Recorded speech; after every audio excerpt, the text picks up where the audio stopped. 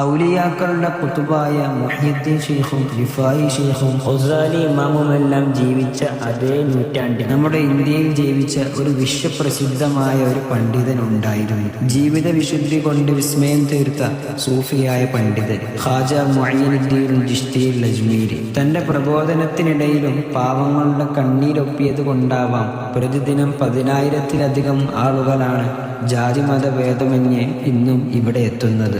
ഗരീബ് നവാസ്, പാവങ്ങളുടെ അത്താണി എന്നാണല്ലോ സ്ഥാനപ്പേര്.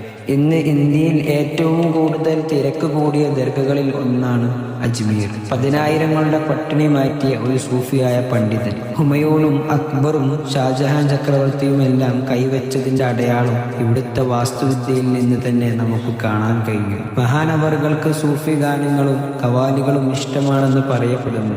അതിന്റെ തുടർച്ചയെന്നോണം ഇന്നും അവിടെ ഖവാലി മജ്ലിസുകൾ നടക്കുന്നു. ഇന്ത്യ രാജ്യത്ത് ഇസ്ലാമിന്റെ പ്രബോധനത്തിന് ശക്തി കൂട്ടിയ ഒരു മഹാന് കൂടിയാണ് ഖാജ തങ്ങൾ.